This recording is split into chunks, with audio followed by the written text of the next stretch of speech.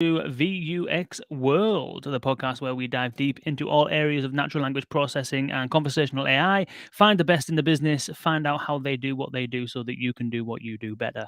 Thank you for joining me again, and thank you for everyone that joined us on our webinar last night with Deepgram and Illyrian AI, discussing how to create truly conversational AI in the voice channel. It was pretty well attended, to be honest, and everyone stuck around until the last minute. We even had to overrun by 20 minutes to get through all the questions that people were asking. So thank you everyone for attending. Thank you, Deepgram, for helping us put it together and for obviously sponsoring this episode of VUX World. If you don't know by now, Deepgram is an industry-leading automatic speech recognition provider. And if you'd have joined us last night at the webinar, you'd have learned a bunch of different ways that you can actually use a Deepgram tool, the speech recognition that Deepgram provides, to tailor your use cases to your specific company and the way that your people and customers speak. Tailor that ASR model to give yourself the best possible chance of getting the most accurate input into your NLU system. Because if you feed rubbish into there, you're stacking up a whole bunch of problems for further down the line. So do check out deepgram.com/VUX World if you are interested in learning more about that. That is deepgram.com/VUX World. Another shout out to our presenting sponsor, Symbl.ai.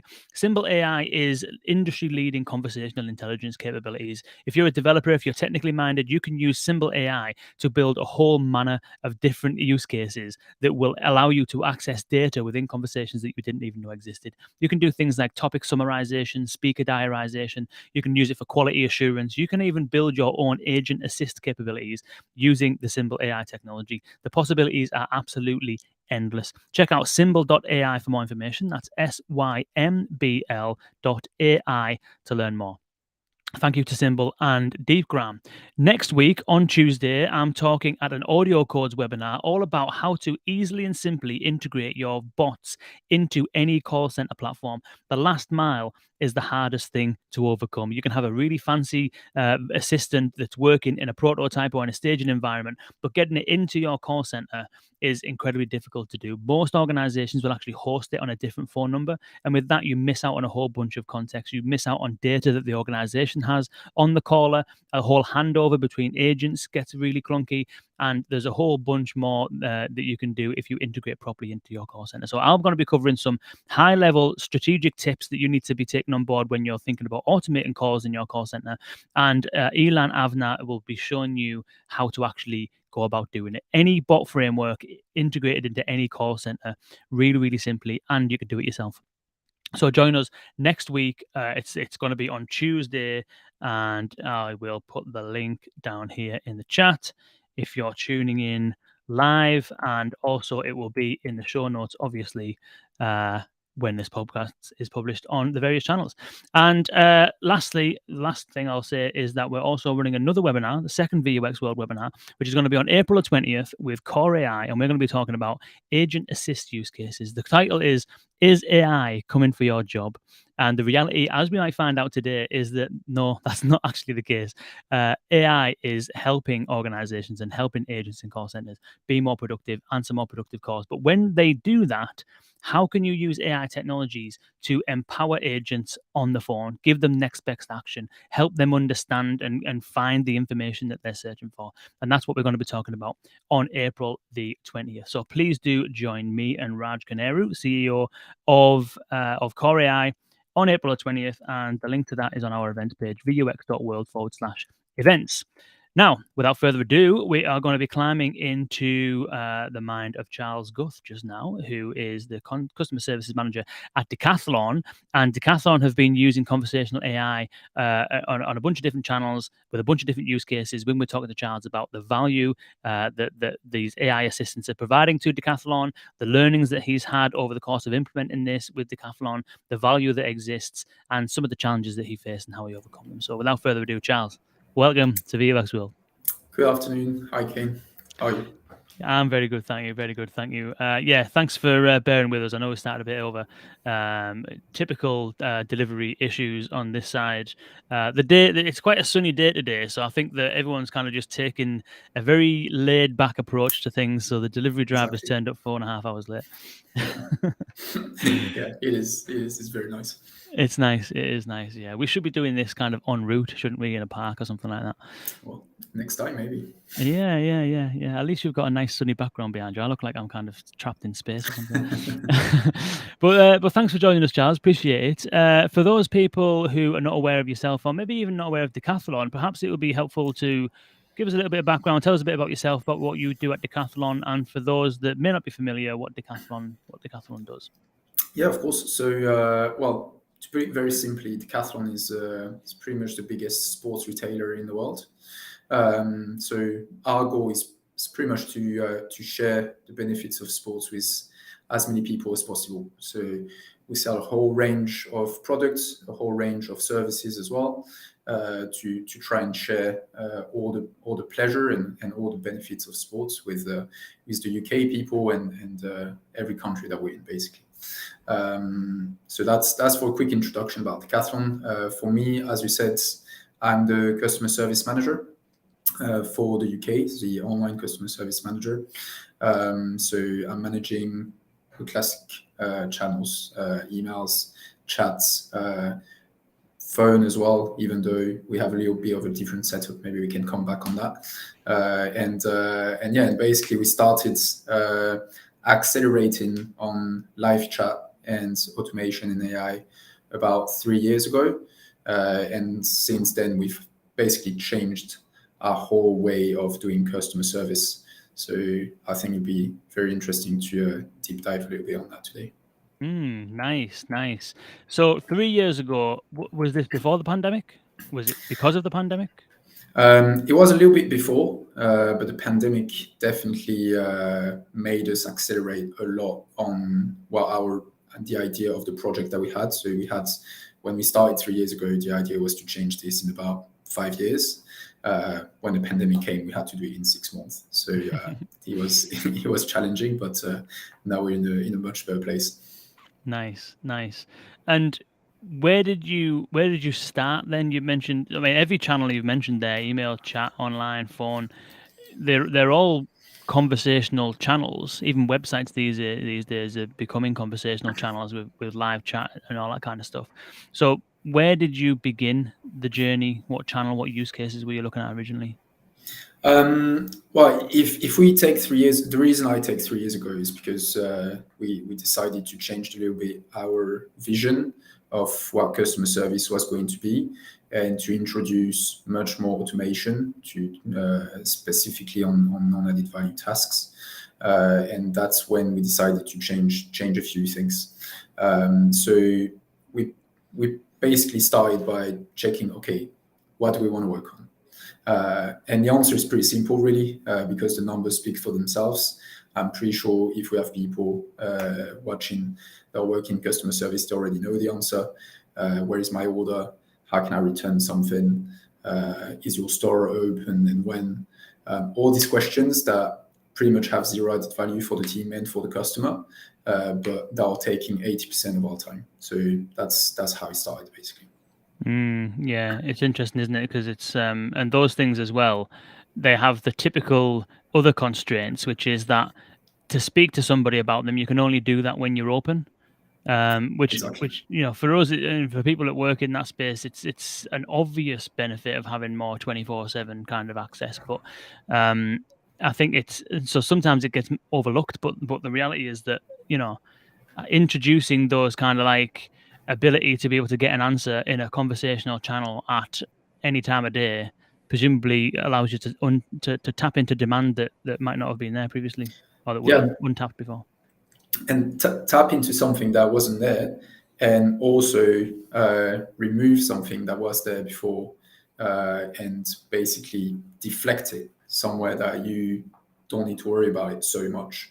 But even us, before we started all these projects, we didn't realize that much. You don't necessarily think that when we're not working, people are still out there because you're just not used to it. But as a matter of fact, they are, and we do realize that very much today with the KPIs and the numbers that we see. So yeah, it was very important to offer kind of a bigger coverage for customers and a coverage that makes more sense as well. Interesting. You mentioned the future of customer service there. I wonder whether you can kind of share it maybe a little bit more on, you mentioned kind of trying to remove some of those like non-value added tasks and stuff like that. I wonder if you can explain a little bit more about what Decathlon's vision for its customer service and customer experience is today, now that you've been doing this for a little while. Yeah, well, if we take it back a little bit to the beginning, the idea was pretty much to make our processes more efficient internally, but mainly for customers. So on the questions that I mentioned, where is my order, etc., etc. So non-added value tasks. But the idea behind that is, okay, once we do that, what is the point behind this? Because we don't want to remove people. We have people with a lot of talents. That's why we recruited them. So how can we use them better than just answering to those non-added value questions? And that's the vision that we have today. Is we've worked a lot on the after sales part, thanks to automation. One of the reasons that we have a good setup on after sales now is all the implementation that we've done on that part. Now is how do we reinvest this? And this is a massive project here at Decathlon UK, but also for the Decathlon in the world. Is obviously with the pandemic, the online share of all our sales has gone up. It's the same for all the retailers, but the support that we offer hasn't gone up as quick, and that's the problem. And today we have great support when you go in store. If you need any advice on a technical product, and we have a lot of those, you'll find someone to help you. If you go online, you'll find a lot of details on one of the product pages, but you won't necessarily find someone to help you as quickly and as efficiently as in store. And that's the big problem today. And we need to close that gap. And the leverage that the automation is giving us to try and reallocate resources is going to go towards that.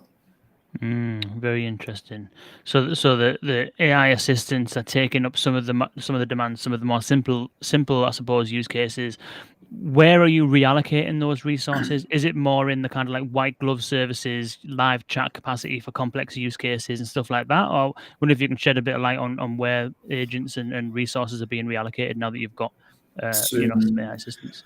so basically, what we are building today, at the moment, until 6 months ago, let's say, we had a classic customer service with only customer service agent replying to order deliveries and things like that. Today, we are building kind of a second customer service, if I can say, that is going to be dedicated only on products.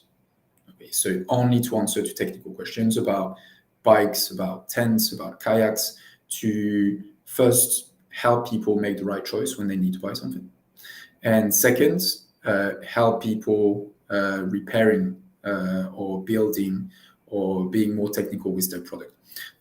Today, we don't have that except for bikes. That's the first team that we built because obviously during the pandemic, everyone wanted a bike. So we had a big need. But the idea is this is where we're going to reallocate those resources. How can we use people that we don't need anymore on non-added value tasks to help more customers, to sell more products, and to help customers when they have an issue with their product. So technical questions that a chatbot might not be able to answer because it's a little bit too complex sometimes, and you do need a human at some point. But basically selling more products, helping more customers. Nice. And so what are the channels that you kind of operate today from a well, maybe let's start with from a customer service point of view. You mentioned email, chat, website, phone. Is there any other channels that not necessarily AI enabled, but any other channels that we've missed out on that you utilize for customer service? Well, apart from those three, we have social media.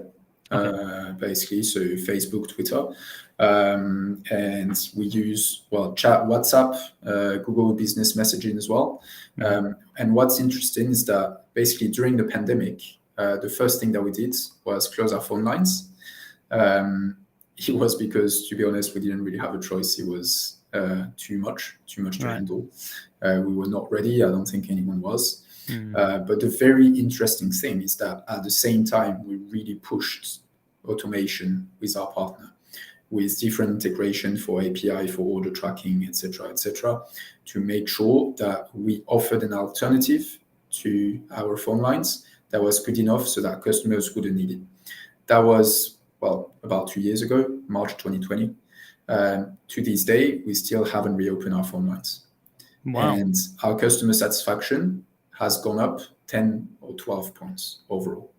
So that says a lot about the change of customers' expectations in terms of which channels do you need, but also the power of automation when it comes to deflecting and changing the way you do things, basically. Wow. So you don't have any phone lines open at all? No, not at all. We do have the ones in store for store specific questions, but for our online customer service, we do not have any phone line open, and we are handling about 5,000 to 6,000 contacts every week. Wow, that is impressive. I've heard a couple of companies in the past closing their phone lines from almost like a brute force point of view. Go and use the website, stop calling us. Whereas what's interesting and what ends up happening there is that you're dealing or you're left with what is likely an inadequate website because there's a reason why people are calling in the first place. So it's interesting how you are kind of not closing the phone lines specifically to try and force people into other channels, but because you just genuinely couldn't cope with the demand. But then also that's how having it the started. infrastructure. That's how it started. It went a little bit different after because we managed to basically offer a good alternative to people. That's what I'm saying. That's what I was kind of getting around to, is that you didn't close your phone lines and basically say go and deal with the rest of the channels that we have. You closed your phone lines and then went and invested specifically in those other channels with an automation lens, which is it's quite a unique perspective. And in hindsight, you'll probably say quite a brave thing to do. Yeah, well, it's that's what I was mentioning at the beginning. That was always the idea, but obviously, in our mind that transition was going to take much longer, and just the COVID and the pandemic just changed everything. So we had to accelerate a lot on that. Interesting. So you mentioned WhatsApp, Google Business Messaging, social media, email, live chat. Yeah.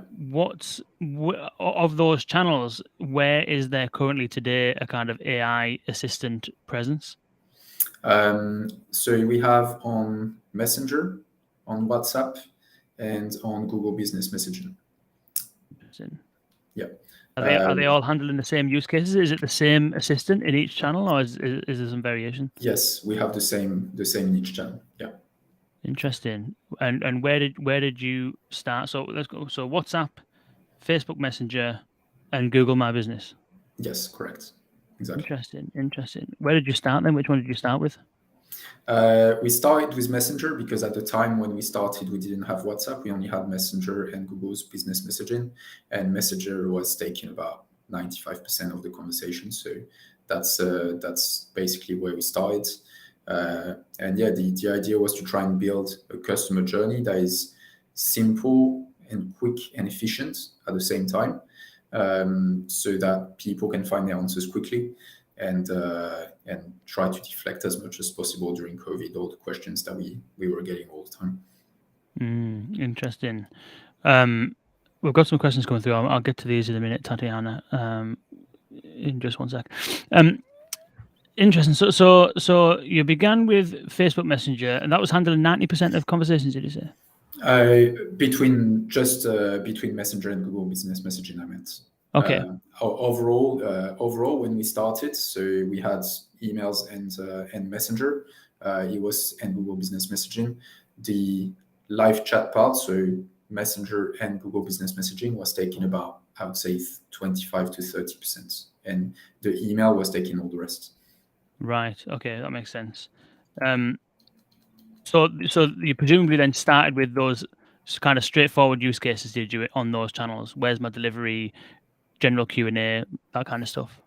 Yeah, so we already had FAQs on our website, so we pretty much used those, changed, of course, the text to make it a little bit shorter and adapted to the kind of live chat frame. But that was the base. And then we did a few integrations as well so that customers can track their order automatically, for example, and a few questions about bikes availability and this kind of thing, which was the hot topic at the moment. The store locator as well. I think at the time it was probably the biggest one because the stores were opening, closing. Some of them were partially opened. Some of them were not open at all. And it was changing all the time.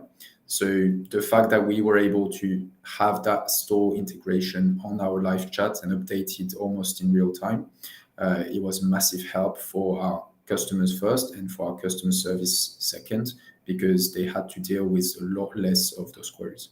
Interesting. How did you get so like part of the well, if you look at I know that Tatiana had a question about Amazon Alexa and Google Assistant and stuff like that, and I've had a lot of experience in working with those in the past. And the part of the problem of those channels is that you need to try and persuade people to stop doing something on another channel and start taking up that behavior on a new channel, which is a smart speaker. With the call center, for example, you've got that adoption kind of baked in. People call the phone number. If they hit a bot, then they hit a bot. They'll likely just talk to it. I'm curious about how you kind of like when you implemented the Facebook Messenger and Google My Business bot, did you do anything to kind of like try and encourage the adoption of those channels, or was it just because there was natural usage there that people just started using it? Well, so if you go on our contact us page, and it hasn't changed much since then, one thing that we did to try and redirect the traffic to those channels is very simple. You have the list of the different contact options. So at the time it was Messenger, Google Business Messaging, and email. Under Messenger and Business Messaging, we just said we reply within 1 hour, and under email, we reply within 24 hours. Just to try and drive that traffic towards the channels where we knew we had the automation and that capacity to try and deflect some of the contacts that we were getting. Interesting. That's good because emails are historically just a nightmare to deal with anyway, aren't they? So you don't really want to encourage that. Yeah, and the thing about email is even if we reply in the same amount of time, there's still going to be a back and forth. That is going to take much longer than a back and forth on chat if the conversation does end up going to a human. So chat's just much more efficient. You can deal with several chats at the same time. For emails a little bit less user-friendly. So it's and even for customers, I think as well, it's just it's probably a new habit. Less and less people use emails. More and more people are going to use WhatsApp or Messenger or live chat. So I think there's a bit of both. We managed to redirect some of the traffic, and I think it was just natural as well, just by people habits.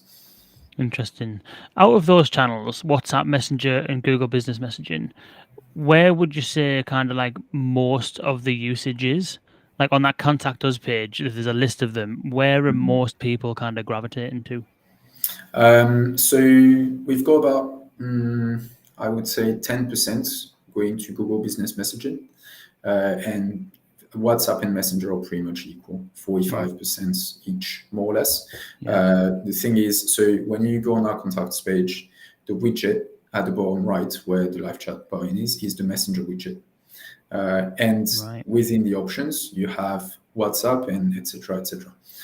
So basically, customers have both. And what is important is that we added a guest option on the Messenger widget because not all customers are comfortable with putting their Facebook or Messenger account on any website. And yeah, right now they have about 45% of contacts each within the live chat scope, I'd say. Interesting. That's really interesting.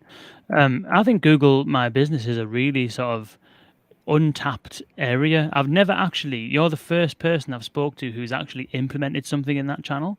And I've thought for a long time that it's got tremendous value because what do people do when they Google a business? The first thing that comes up is the Google My Business listing on the right hand side. You've got the opening times and all that kind of stuff. And I've always thought that Google messaging, Google business messaging option is a fantastic idea. It's very good because it has a lot of benefits. The first one for us is that people in store have a million things to do. So they are not as available as we can be in the customer service to answer customers' questions on the phone, or even if they have their own WhatsApp or something. And customers most of the time have simple questions about the different services that we have in store for workshops or for restringing rackets or things like this. We have all this information. So if we've got any question coming about any store, we can just answer it in a minute. Where probably in the store, it might take a little bit longer, which is a shame. And all this for customers and for people in store it's massive value, because again, for people in store, it takes away some less added value tasks, let's say, than what they already have to do. So they can focus on the customers that are present in the store, or on making sure that the store is good for customers. And for us, it doesn't necessarily change our job in any way. So it's just a win-win for everyone. That's wicked. That, yeah, that's quite nice. That actually, how you've got a centralized team dipping into localized kind of use cases. It's quite an interesting scenario. It takes a lot of work to make sure that that centralized team, which is us, have the right information. So we have a lot of contacts with the store to make sure that all the information we have about them, the different services that they have, or the click and collect availability or something like that, is accurate, because obviously we don't want to give wrong information to our customers.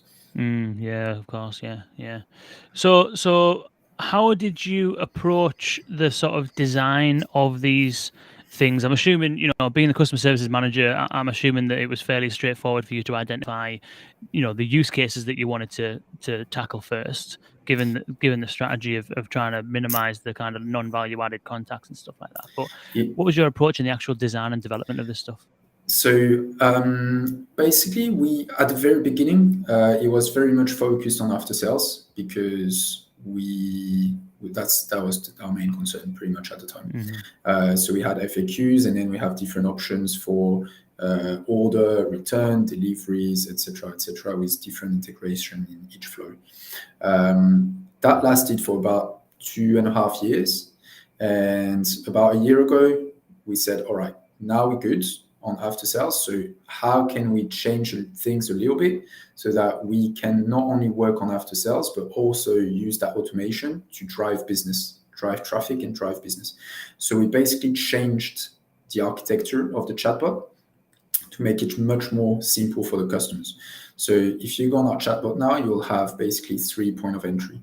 The first one is called My Order, where you will either be able to track your order or to organize the return of your order, because those two questions are 90% of questions that are coming in about orders. You'll have a second one that is going to be on products. And this one, we are working very hard to develop it as much as possible. So in this one, again, you'll have two options: either help with my product that you already have, or buy a new product. So help with my product, the idea is to give as much information to customers so that they can be autonomous. So for example, if you go in the bike section, you'll have information on how to build your bike, which spare parts can you use for this specific item in your bike, etc. And you have the same for fitness machines, for electronics, etc. In buy a product, the idea is that a customer is going to come and say, I'm looking for this.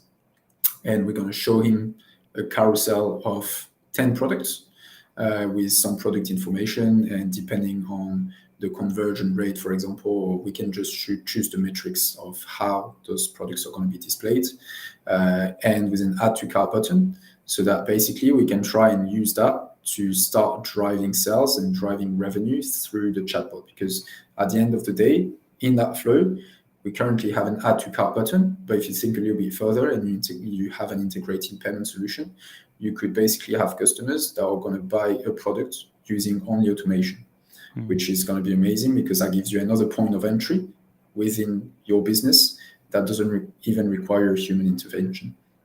And something that can be extended and repurposed into an infinite number of channels, basically, providing they support the payments capability. Yeah, exactly. That works for everything. Any channel that basically we have the automation on, we can just build that flow, as you said, as long as they have the capability of having an integrated payment within. Yeah. And here you go. Nice. Wicked. And so you're using the Heyday technology, which was acquired by Hootsuite not so long ago. We've had Anna Ralph on the podcast from Heyday. Really good episode for those of you tuning in. If you're interested in how to break into conversation design and learning from people who've taken different paths into it, then definitely check out the episode we did with Anna Ralph. That was definitely worth checking out. And we talk a bit about Heyday in there as well. Was there a kind of what was the logic behind arriving at Heyday? Were you already a Hootsuite customer? Like, where did that journey begin? So it began 3 years ago actually. That's when we started working together. We were working with another supplier at the time, and our vision was to try and build more and more automation and more efficient automation. It wasn't at the time that other partner we were working with was less strong than Heyday on that point. So that's why we had a meeting with Heyday. They presented us what was their vision at the time on automation, after sales, etc. And we kind of recognized our vision as well on what they were trying to build and what they were trying to do. So that's how we ended up working together. And now, yeah, it's been 3 years, and I think in those 3 years we kind of went in the direction that we set originally, which is great. So now we just need to build the next 3 years together. Nice, nice. And so, is it your team that's kind of practically using the tools? Is it kind of like a managed service? How does the actual physicality of making this stuff happen? Yes, so we've got teams separated by channels. So we've got one team working specifically on emails, one team working specifically on live channels, let's say, because within the tool you have all the live channels that we mentioned. So Google My Business, WhatsApp, Messenger, all these are within Heyday. So my team is working on a day-to-day basis on all the conversations that are coming in from those channels on Heyday. Nice, nice. What was the kind of from 3 years ago, beginning that journey around automating these conversations? What would you say some of the kind of learnings that you might have that you might be able to share with people who might not have done it yet or haven't maybe built something for maybe it's something channel specific, maybe they haven't done something for Google My Business yet or WhatsApp or whatever. Like, wonder if we can get into some of the learnings that you and your team have found from designing and implementing these conversations.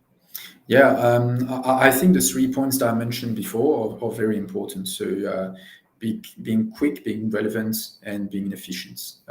When we built the first time our chatbots, we had, I think, some of these points, maybe not all of them, but the first point, the quickness. Nobody wants to spend 20 minutes going round and round in circles on a chatbot. So we tried to make a flow in different flows that don't take too long for the customer to find the answers, and I think that's very important. And the two others, being relevant and being efficient, they are going hand in hand. So the most important thing is build the right path for your customers, but then again, once you've done that, what do you do next? And you need to analyze weekly to try and understand what is your customers' feedback on those paths that you created, which ones are good, which ones could be improved, and how they can be improved. And that's the work that we are doing in Decathlon and hand in hand with Heyday to try and every week analyze what are the conversations that have the best rating, what are the conversations that have the worst one, and what are the customers saying. So we have basically a thumbs up and down system, which is very simple and very classic for customer to say if something has been helpful or not. If I have one specific flow that has 60% of negative feedback, okay, what are the customers saying behind that? So it's just about analyzing the conversations to find out the keywords that the customers are mentioning, and then just feeding the NLU on what was the misunderstanding on that point and how can we try and avoid it in the future. So it's very important and not very easy to build the right path. But once you've done that, the work basically just started, because then behind you, you need to follow very, very closely what's going on. Otherwise, you might just not be aware that things are going wrong for some of your customers. Or maybe all of them, as you know. All of them. I hope not, Yeah. but it could be. It's very hard and that's where a lot of people fall down. Or at least did. I think things have gotten better these days, but definitely over the years, you'd have organizations that would deploy something, having not tested it with a customer group or what have you. So they're totally blind leading up to actually going live with it, and then they go live with something without any analytics capabilities, and so you almost kind of just let an employee loose on the website with absolutely no visibility or Exactly. no monitoring whatsoever. Absolutely. Um, And yeah. yeah, and it's interesting because actually, yeah, I think the analytics part is the main key, pretty much. It's without it, you just, as you said, you're blind and you can't do anything. And one of the very important point that you mentioned is getting the feedback directly from your customer and testing with your customer. And that's something that we did in September last year. We invited some customers in our offices to have a workshop specifically on the chatbot topic. And we learned a lot of things. And I think it was definitely following this specific workshop that we had a clearer idea of what our new chatbot path was going to be. And it was great because they told us things that for them were super obvious, Mm. but that we would have never thought about. Because when you're inside every day, all the time, you just miss things that are obvious for your customers. That's why it's super important, not only to get feedback through analytics, but also direct feedback. And it's great to talk to your customers about it. Yeah, definitely. I think every designer who's done any amount of user research, which I would hope all of them have, but it's one of the very first things that you find out is that basically most of your decisions are completely assumptions, and that's true with graphical user interfaces, but it's compounded with a conversational user interface where you're only ever designing one half of the conversation, and your conversational partner doesn't exist, and so you need to get it in front of them because it's the same as the principles is the same as testing with a user group for any other product as well. Is that it doesn't matter how empathetic the design team believes themselves to be, you're not actually a customer in that buying context with the life that they have, the situation they're in. So it's very Exactly. The difficult to replicate. feelings, everything. Mm, Yeah, yeah, yeah, 100%. very very difficult to do. Interesting. So you obviously built up a good amount of capabilities and skills and experience in creating these conversational assistants.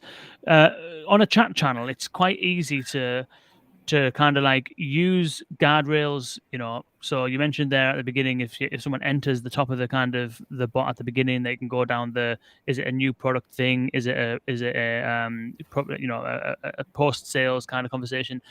What's your approach to that kind of conversation design element? Do you use a lot of like suggestion chips and buttons? Do you rely on more free form dialogue? Like, I'm wondering if you can talk us through some of the design decisions that were made in terms of how your bot communicates. So at the moment, we've got a bit of both.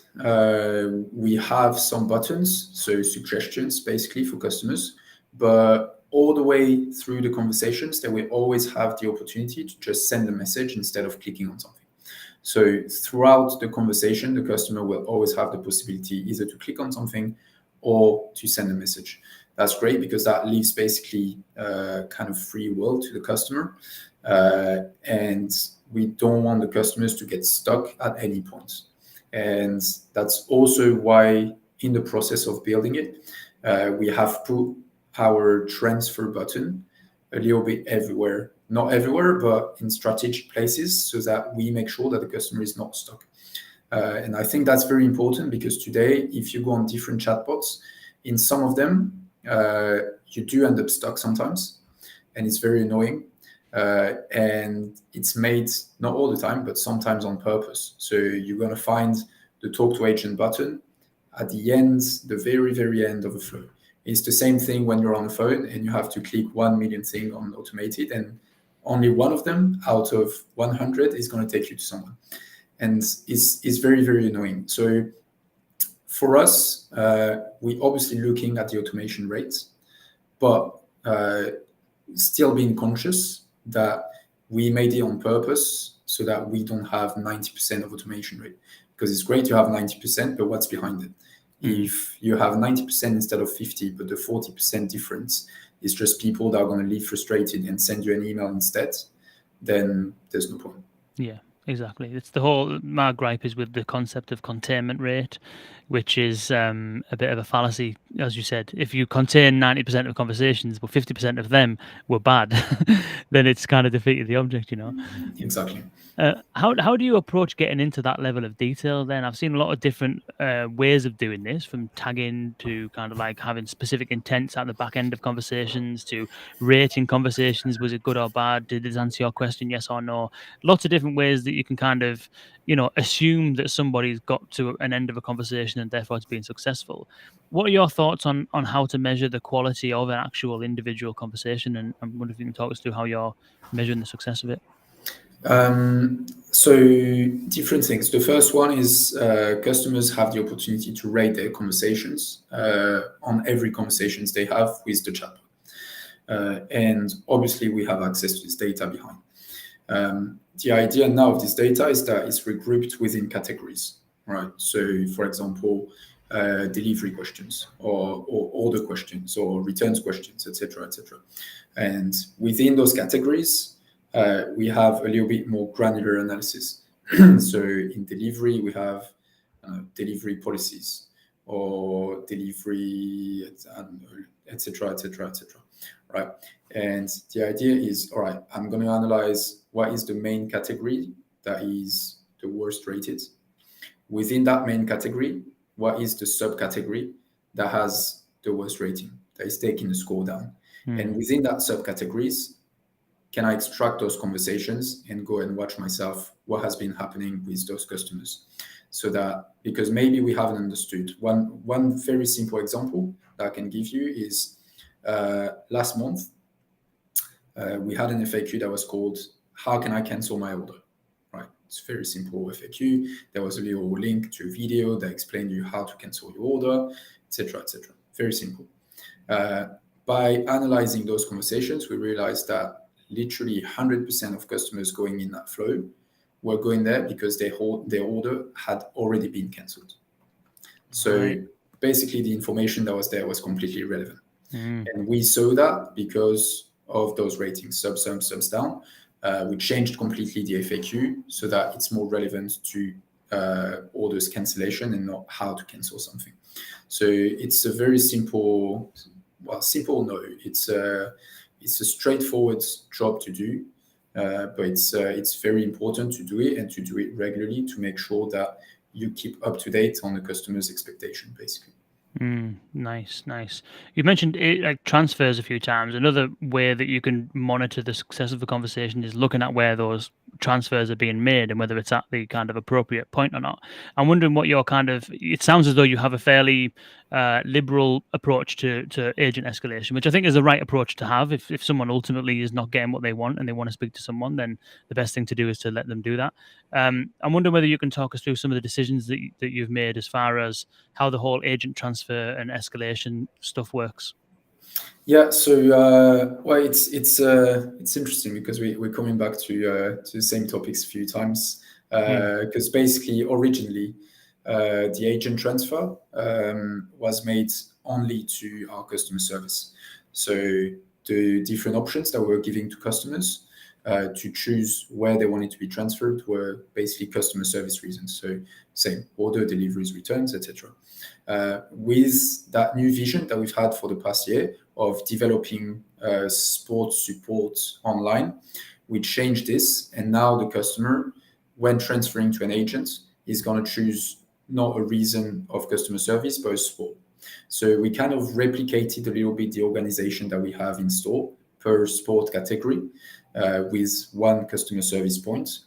And the customer will either come to customer service, which is us, or choose their sport and will talk directly to an expert. So it's kind of changing the mindset a little bit of saying, all right, we're not only a customer service anymore. We are a customer service on one side and a sales or technical support pole on the other side. And the customer can have the choice between those two. Nice, nice. So what has the kind of impact been? So you had a situation where COVID happened, you get a flood of stuff happening online, as many retailers have. You have phones ringing off the hook to the point where it's impossible to handle the demand. You've invested a lot in, one, automating a lot of these conversational channels, and then two, driving kind of adoption of these channels. You've got a lot of experience in building out the conversations within those channels, and reflecting the new state of the organization as far as kind of sales and support is concerned. How are you measuring the success of this at a high level? So rather than like, a percentage of conversations that were good or bad, like what is the business value that this thing is delivering, and how are you measuring that? Mhm. So I was mentioning earlier that when we launched, we had about 25 to 30% of conversations going through the live channel scope and 70% or 75 through emails. At the time, in the 25% of the live channels conversations, we had about 10 to 15% automated when we very started, right? So that's pretty much nothing on the overall of conversations. Where we are now is that we switched completely. We have 70 to 75% going through live channels, so Messenger, WhatsApp, business messaging, etc. And the rest, so 25 to 30% on emails. Out of those 70 to 75%, we have about 40% that are fully automated. So if you think about it, we went from on overall 3% maybe of all our conversations automated to right now on the overall customer service more than 30%. So that's more than 10 times increasing the rate of automation, which means that we've been able, as I was saying before, to reallocate resources from our old customer service, let's say, to more interesting projects. So one of them being the product sales and support, but also other projects as well from people that have moved from the customer service to our communications team or our marketing team or all the different teams that we've got in the office. So right now we have a little bit less people that we used to have in the customer service, but the people that were there and that are not there are still within Decathlon, didn't fire anyone. But they're just doing more interesting things. And even for the people that we have in the customer service, their job is much more interesting now as well. Interesting. That's really good. That is really good stuff. What would your kind of like, what would any of your pointers or bits of advice being to people who are looking to explore the same kind of thing? We've spoke about kind of advice around conversation design and stuff like that. I'm thinking more along the lines of, you spoke well about use cases, starting with simple use cases, having agent escalation in the right kind of places, how to kind of get people to adopt certain channels and stuff like that. And we've covered a lot of kind of best practice, but is there any other kind of advice that you would give someone in your position who is yet to do this? Well, I think the first advice is probably don't be shy. It's a big step to take, betting, let's say, on automation for your company. It's not easy, and the task can seem quite big at first, and it is, but down the line, it's 100% worth it. So I would say don't be shy. And the second one, I think it's very important as well, is find the right partner for you. Find a partner that is sharing your vision. We all have different companies and all different visions, and it's exactly the same for AI or live chat or all those companies. And I think it's very important to make sure that you're aligned on what you're trying to do and the time frame you're trying to do it in, because otherwise you might get issues down the line with your partner, which obviously you don't want. So I think it's something not to overlook, to properly look at you first and what you're trying to do, and then look at the market and see what's aligned with your strategies. That's very good advice, that, because I've seen so many organizations who are switching out chatbot providers. In fact, you mentioned it yourself, even went through the same thing, is that a lot of hasty decisions are made when there's a rush to kind of climb on the AI bandwagon. And it's like any vendor will do, or the boss says, look at them. And all of a sudden you kind of get into a relationship where, you end up either choosing the wrong technology type, if you are predominantly chat based and you all of a sudden want to extend into a voice channel, having the wrong partner can potentially provide something to think about there. Or you might have a partner that doesn't really isn't able to handle use cases in your industry as well as another who might have Yeah, specific domain knowledge. Like Heyday, for example, was always about retail, and so retail, exactly. its NLU is retail focused. So Yeah, absolutely. yeah, that's very good. That's very good. So final steps then. What is you kind of mentioned about the advancement of the use cases and stuff like that. What's the plan, and what would you like to see happen over the next kind of 12 months? Is it more transactional, different channels? Like, what's your thoughts? Yeah, so we're gonna probably develop a different, add some more channels. For example, we didn't mention Instagram today because we obviously do have Instagram within Decathlon UK, but it's not yet within our scope. But at some point, it's gonna make sense to integrate it, especially when we're gonna have more and more sales going through Heyday, and that's the second point. Really, I think with Heyday now we are in the process, for example, of switching the products database that we have so that we have a products database that is much more accurate, because one of the big strategies that we've got is to push the sales through the automation and through our teams that we are building of product experts. So for 2022, it's going to be the major project. Nice, wicked. Well, best of luck. I'm Thank a you. fan. I'm a fan of Heyday, as I've said before. Big fan of Anna and the team, and it sounds as though you're having some real success. So congratulations on it all, and look forward Thank you. to seeing where it goes. Yeah, well, let's meet in 1 year and we'll see. Let's do it. Let's do it. Yeah, that sounds good to me. Cool. Well, Charles, thank you. This has been absolutely immense. Thank you so much for joining us. Thank you for tuning in on the podcast. And if you've been watching it live, apologies we didn't get to those questions. I think maybe we might be able to circulate back around them on YouTube in a little while. But yeah, it's been absolutely immense. Don't forget to join us on Tuesday for the webinar with audio codes. The links will be in the show notes and there in the chat.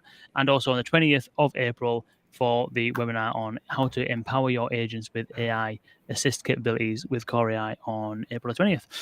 So that is that. If you haven't yet subscribed, please do so. VUX.world/subscribe. You get all the invitations to all of these immense discussions with people like Charles every single week, sometimes twice a week, in fact, mostly twice a week, helping you craft conversational agents and NLP solutions that deliver real value for your business. So thank you very much for joining us, and thank you again, Charles. It's been a pleasure. Thank you, Ken.